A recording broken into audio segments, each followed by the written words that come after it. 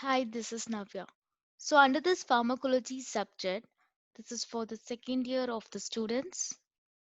So, under this syllabus, from chapter 1st till chapter 12, I've already been discussed and also I've uploaded in the playlist. If you're not watched yet, I'll just drop a link in the description box so that you can watch in the later section. And now, in this video, I'll be taking a class for the chapter 13, that is the vaccines and the serums. So, let's start the class.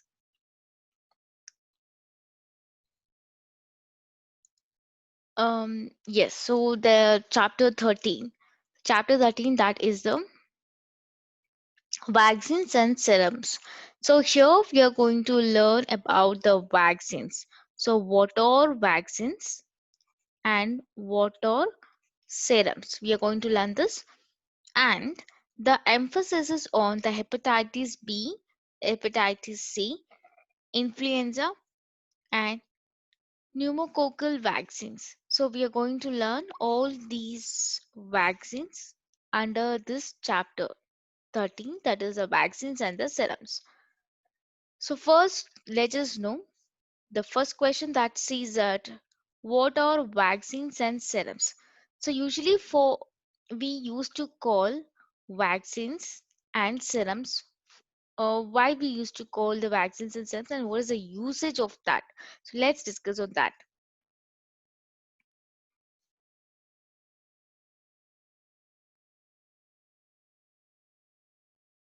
Yes.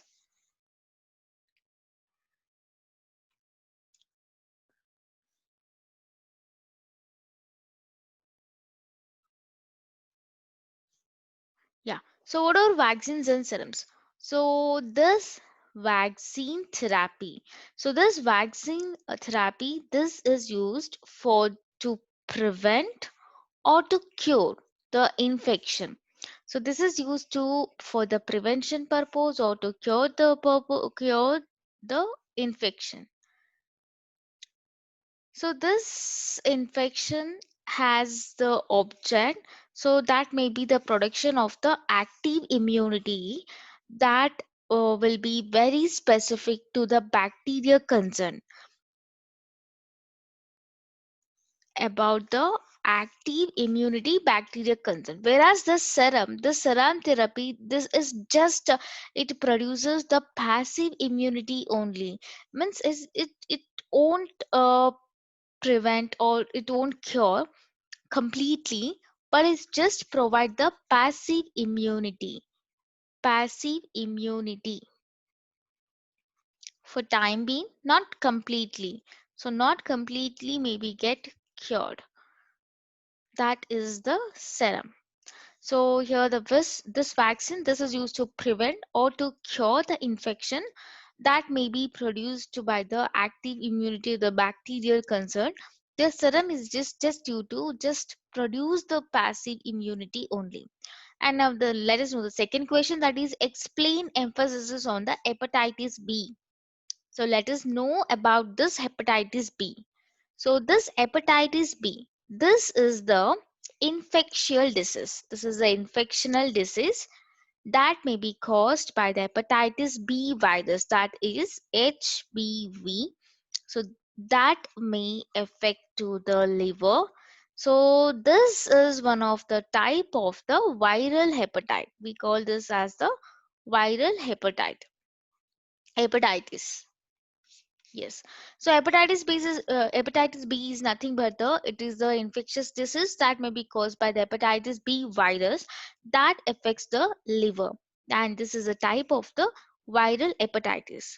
So this can cause for both acute and chronic infection. Acute is nothing but the it's just making the body very sickness, or just through the vomiting, that may be caused through the vomiting sensation. So vomiting and nausea means acute is nothing but the sickness. We can just call it as a sickness. And also there's a chronic infection also. So that may be that may be the causes of the hepatitis B. And many people, mm, in the starting stage, So many people, they won't find any symptoms as it is in a starting state. So when it is in a starting state, there will be no symptoms. Yes, there will be no symptoms.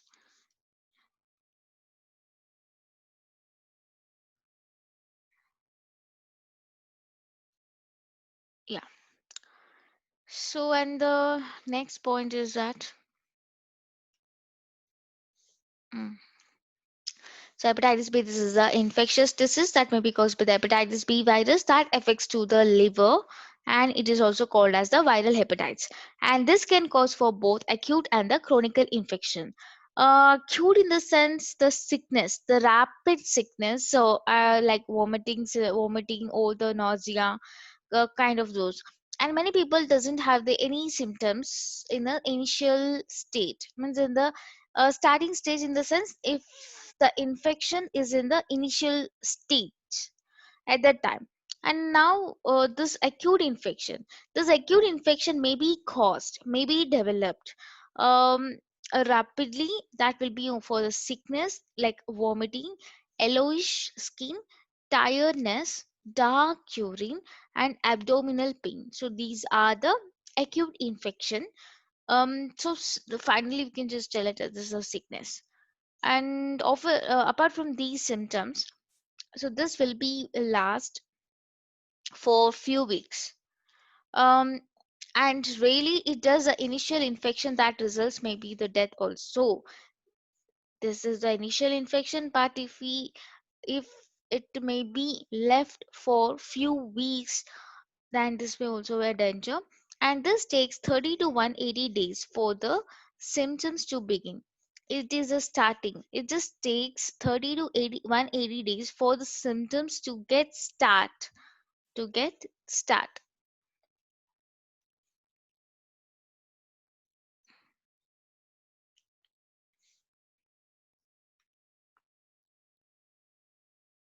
Yeah. And this hepatitis B virus, this cannot spread. This is very important. And this virus, it doesn't spread by holding on hands or just sharing the food with the friends, by utensils, and the cough, sneezing, hugging each other. So it doesn't cause by those things. And this infection, this can be diagnosed so within 30 to 40, 60 days after the exposure. When the patient is get exposure to anything, then it may be diagnosed from 30 to 60 days. And the diagnosis that will be usually confirmed by testing the blood.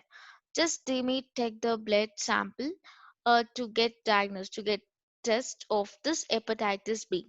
So the blood sample will be taken for the testing um, of this virus and the antibodies against the virus. And this, it is one of the five main hepatitis virus, that is the A, B, C, D, and E. And this infection, this also has been preventable by the vaccination that was introduced by 1982. This is to prevent or to the cure. As I already said, vaccine is nothing but for the prevention or for the cure or to cure. This vaccination, this will be recommended by the World Health Organization in the first year of the life possible. So whenever the patient is infected, then the World WHO, it recommend the vaccination for the infected patient. Yeah. So this vaccination came in 1982 for the prevention of the disease of the infection.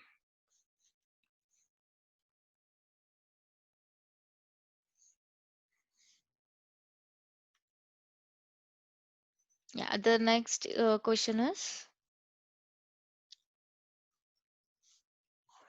so what are the causes of hepatitis B virus? The causes, let us know the causes of the hepatitis B. The transmission. The transmission of hepatitis B virus, this results from exposure to the infection. blood or blood fluids containing the blood, so through the blood. And so this is, so like 50 to 100 times that are more infectious than the human immunodeficiency virus, means the HIV. So this is 50 to 100 times more infectious. It's like dangerous, and it will be more infectious than the HIV. So possible form of transmission. So the possible ways are like the sexual contact and the transfusion, and the transfusion, the blood, it related to the blood and with other human blood products. So reuse of the contaminated needles. If the doctor used the same syringe for to the more than one person, that may be one of the reason, the syringe. um and vertical transmission from the mother to the child, the vertical transmission, MTCG we call for this, during the childbirth. So these may be the causes. The first, so these are the causes. It results through the infectious blood, and it takes 50 to 100 times more infectious than the HIV. This may be to the sexual contact. The transmission may be due to the, I mean, that may include through the like sexual contact, blood transfusion and transfusion with other human blood products, and reuse of the contaminated needles and the syringe, and vertical transmission, that is known as the MTCT. So these are the causes of the hepatitis B virus.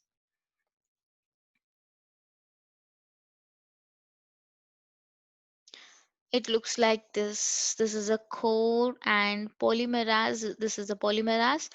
This is HBV or DNA structure thing. Yeah, that's how it looks. And now let us discuss about the hepatitis C virus. I mean, hepatitis C.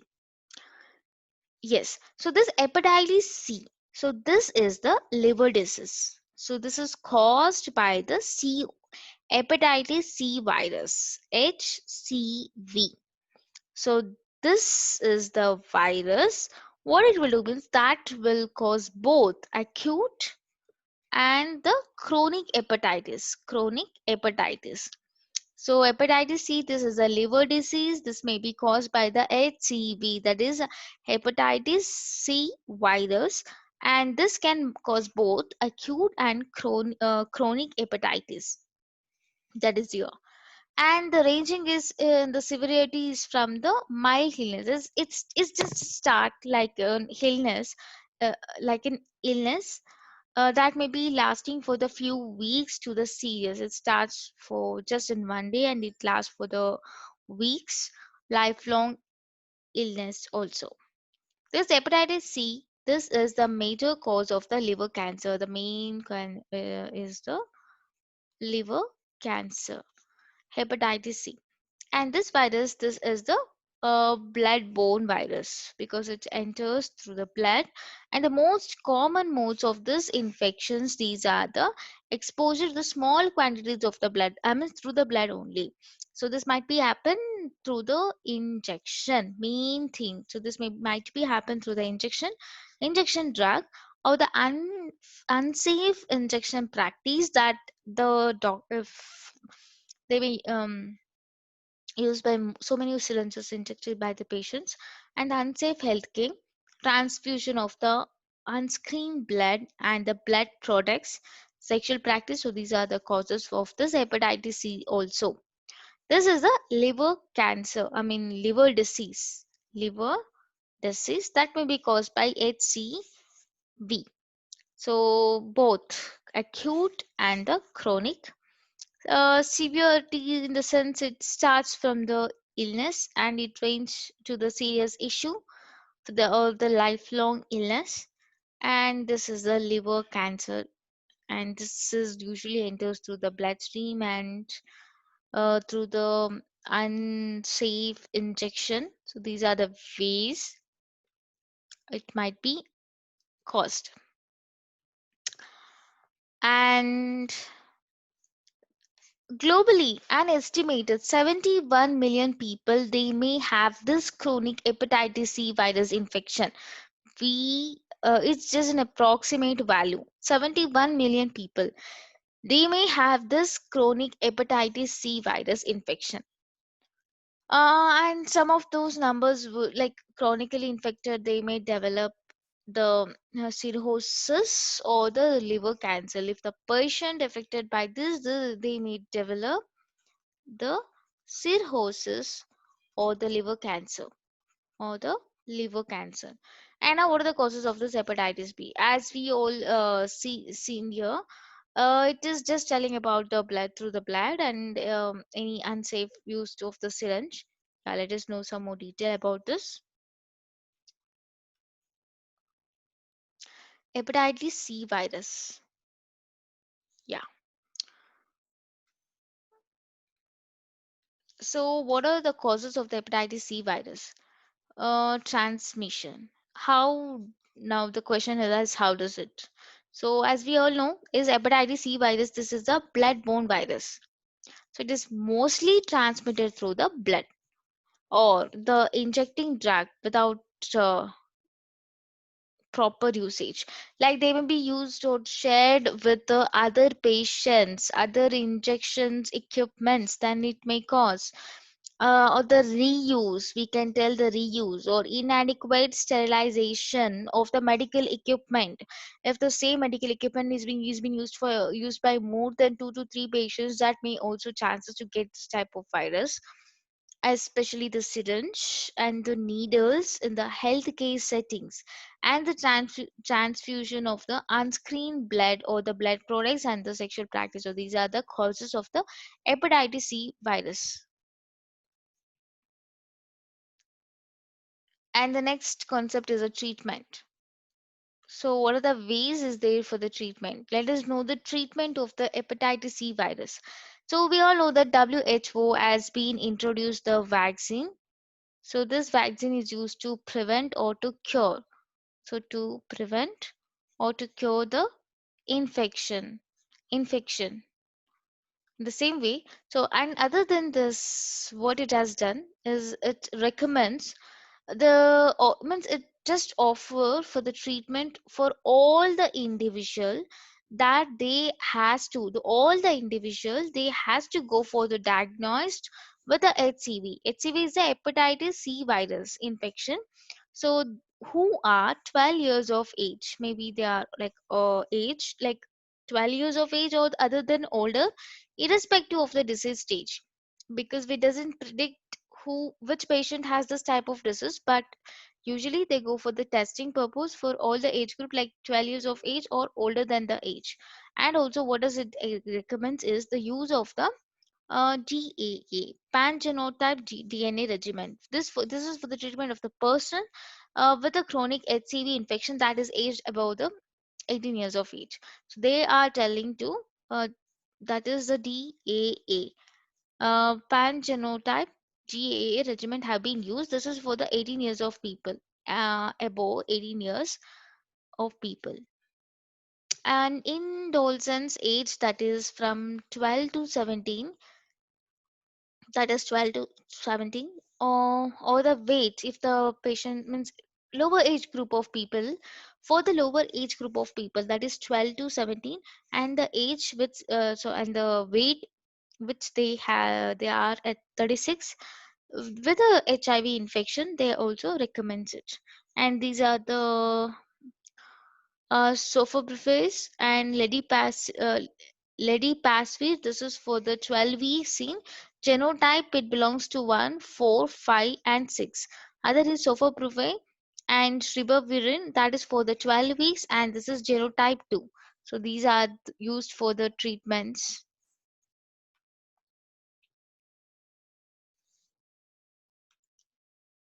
Yeah, let us know influenza. What is influenza? So this influenza is also the viral infection. So how does it get? So that attacks the main area is the respiratory system. So that attacks to the respiratory system, that is through the nose, throat, and the lungs. Influenza, very much important. This influenza, this is the viral infection that enters or that attacks the area of this respiratory system. The respiratory system, in the sense, it has to means go through to the nose, throat, and the lungs. And this influenza, this is very commonly called as a flu. So this is called as the flu. Which one? Influenza. This is called as a flu, but it's not the same as the stomach flu virus that cause diarrhea and the vomiting also. This is not only the flu, means not only this, this may also cause the diarrhea. This may also cause the diarrhea and the vomiting. And the vomiting. And there are four types of influenza virus, that is A, B, C, D. In that, human influenza A and B virus that cause the seasonal epidemic of the disease, that is known as a flu disease. And this is, let us know the A. So as we know, A, B, C, D. Under this, the A, influenza A virus are the only influenza. This virus known to cause the flu pandemic. Influenza type C, that is infection that may be generally caused, that is a mild illness, and that are not thought to cause the human flu. Yeah. Influenza D that causes the primarily affect cattle and not known to infect or to cause the illness in the people. So this is what that picture. And the last one we have pneumococcal vaccine. So let us know some detail about this vaccine. Yeah, so this is a pneumococcal vaccine. So here, this is used to protect against the pneumococcal disease. This is a disease. So this vaccine is used to protect this type of disease only, which is any type of infection. So that may be so what is this pneumococcal is nothing but the infection that may be caused by Streptococcus pneumonia. Streptococcus. This is caused by Streptococcus. This pneumococcal vaccination. This is a method of preventing the type of the lung infection. So, as I already said, this vaccination is used to prevent or to treat the infection. So, here in the case, this is used to prevent the type of the infection that is from the lungs infection. We can just tell it. This vaccine also helps to prevent the pneumococcal disease, which is a type of the illness that may be caused by Streptococcus pneumonia bacteria. So, in the second point only, it is like pneumococcal vaccination. This is used to prevent the type of infection that is the lung infection. So there are two kinds of this pneumococcal vaccine that are available in the United States. That is pneumococcal conjugate vaccine we call simply as PCV13, and other is PPSV23, that is pneumococcal polycharoid vaccine, or in the name of this we used to call it.